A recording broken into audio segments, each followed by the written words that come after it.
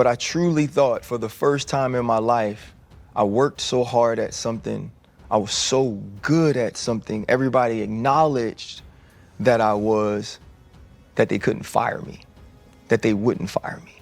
Even in trying to adjust to be at least more of what certain people wanted, they still fired me.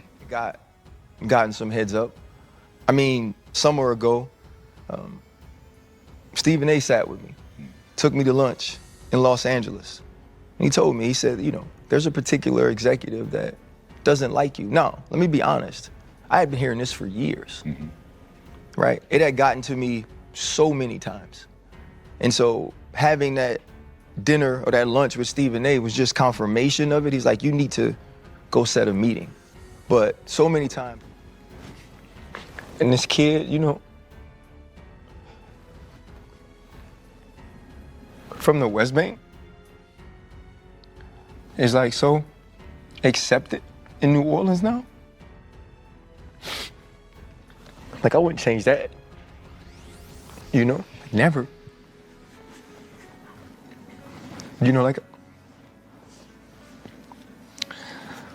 all I ever wanted to do was be accepted, you know, and want it. So yeah, like. The conversation comes from the Pivot podcast, where Ryan Clark, Channing Crowder, and Fred Taylor sat down to discuss everything that happened last Monday, the now viral moment when Ryan Clark was reportedly removed from ESPN's NFL Live while the show was still on the air. After one commercial break, Ryan never returned to the broadcast, and almost immediately, speculation spread across social media, claiming he had been fired in real time.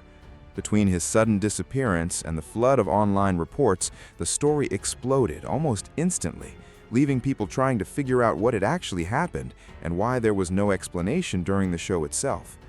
Moments like that tend to spread incredibly fast because the lack of clarity creates even more curiosity. And even now, some viewers still aren't sure why the story gained as much attention as it did.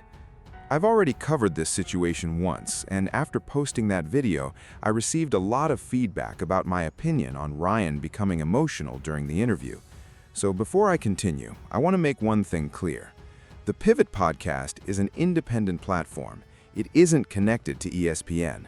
Ryan, Channing, and Fred have built a successful show of their own, and they've earned the respect and audience they've attracted. There's no question they've created something that works in today's sports media landscape. My criticism was never directed at their success or at the platform itself. My issue has always been about the context surrounding this particular conversation, because I don't think that context received enough attention the first time around, and it's an important part of understanding everything that happened. One part of the interview that stood out to me involved Stephen A. Smith. Personally, I don't think Ryan should have brought Stephen A.'s name into the discussion the way he did. When you publicly reveal that someone inside a company privately supported you during a difficult moment, you're placing that person directly into the spotlight, regardless of whether they wanted to be there.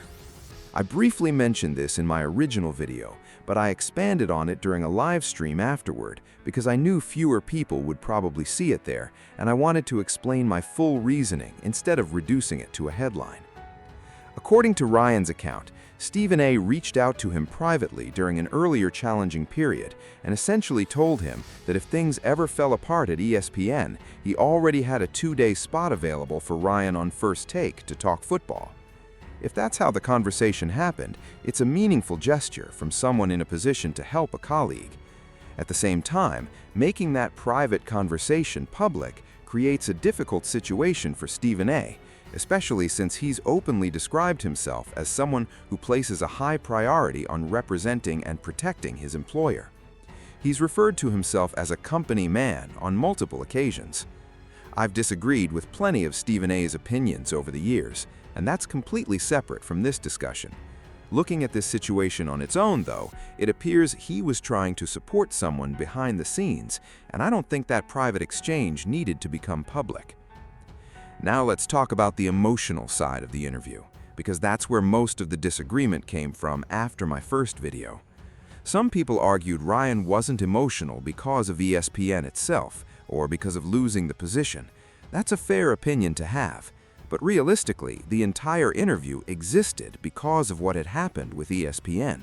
That was the reason people tuned in. Millions of viewers clicked on that conversation because they wanted answers about the situation surrounding his departure. During the discussion, the phrase "broken down" came up, and many viewers interpreted what they saw on camera as Ryan genuinely struggling with everything that had unfolded. Whether someone agrees with that interpretation or not, that's how a lot of people receive the moment. Speaking from my own experience, I've been creating content full-time for the past 8 years.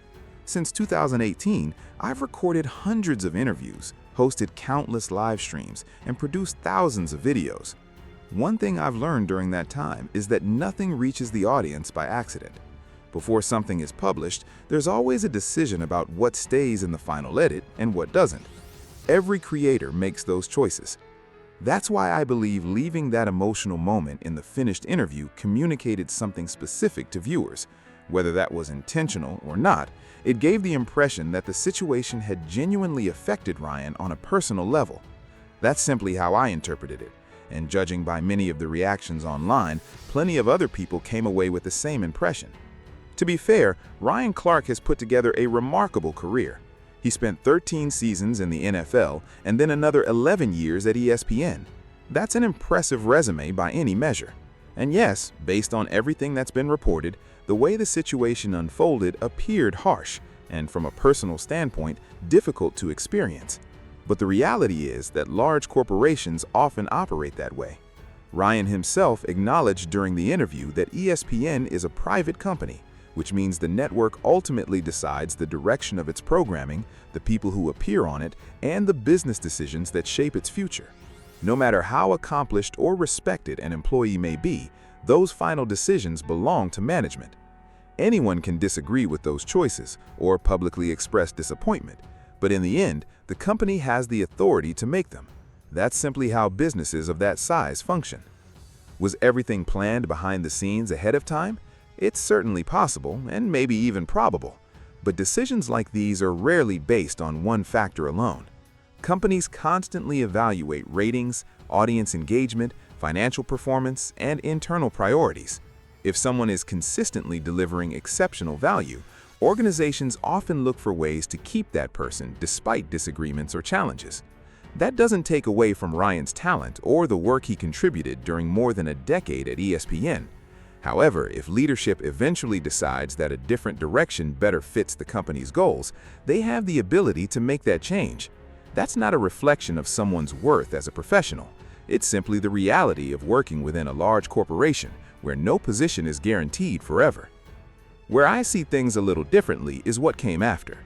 Ryan already has an incredibly successful platform through the Pivot podcast. Together with Channing Crowder and Fred Taylor, they've built one of the most recognizable independent sports podcasts in the industry. Looking at that situation, my first thought was this: if you've already built a platform with that kind of reach and influence, shouldn't your immediate mindset be focused on what's next rather than what just ended? If the three of them can't look at this moment and say, "We already have everything we need to build something even bigger," then what has all of that work been leading toward? Ryan could have launched a personal YouTube channel the very next day, released a statement directly to his audience, and realistically attracted hundreds of thousands of subscribers in a very short period of time. That kind of publicity is something most people or businesses would spend enormous amounts of money trying to generate. He already has national recognition, a loyal audience, years of relationships throughout the sports world, and according to public reports, media earnings of around $2 million annually. This isn't someone who suddenly found himself without opportunities or without a path forward. It's someone who already possesses resources that most people who lose a job could only dream of having.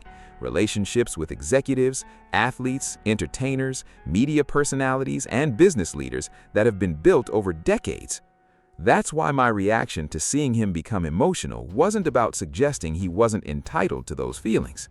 Anyone who spends more than a decade with one company would naturally feel disappointed, frustrated, or even betrayed if that chapter suddenly came to an end. Those emotions are completely understandable.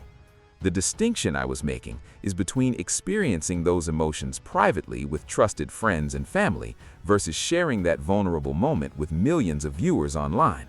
Once something like that is published, you no longer control how people interpret it. Some viewers saw authenticity and appreciated Ryan for being open about what he was feeling. Others looked at the same interview and concluded that the situation had taken a significant emotional toll on him. Both interpretations exist, and that's exactly what happens once those moments become public. Personally, I lean toward the view that the interview conveyed an image of someone who had been deeply affected by the situation, largely because I kept thinking about how many opportunities were already available to him moving forward. At the end of the day, ESPN didn't take away his reputation. They didn't erase his accomplishments. They didn't eliminate the relationships he's built throughout football and sports media, nor did they eliminate the audience he spent years developing. What ended was one position at one company. Everything else that helped him build a successful career remains intact. From my perspective, this looked less like the end of a career and more like the beginning of a completely new chapter, one that had the potential to become even bigger than the one before it. And to be absolutely clear, none of this is intended as a personal criticism of Ryan. I'd feel the same way about anyone in a similar situation who already had that level of platform, influence, financial security, and professional connections. Losing a job is difficult, but it isn't the same as losing your identity. In Ryan's case, the foundation for whatever comes next was already there. The opportunity was waiting. It simply became a matter of deciding how to take advantage of it. Let me know what you think in the comments below. Do you agree with this perspective, or do you see the situation differently? I'd genuinely like to hear your take because there's still a lot to discuss as more information continues to come out from both sides. If you enjoyed the video, don't forget to leave a like, subscribe to the channel, and turn on notifications so you don't miss the upcoming updates. Thanks for watching, and I'll see you in the next one.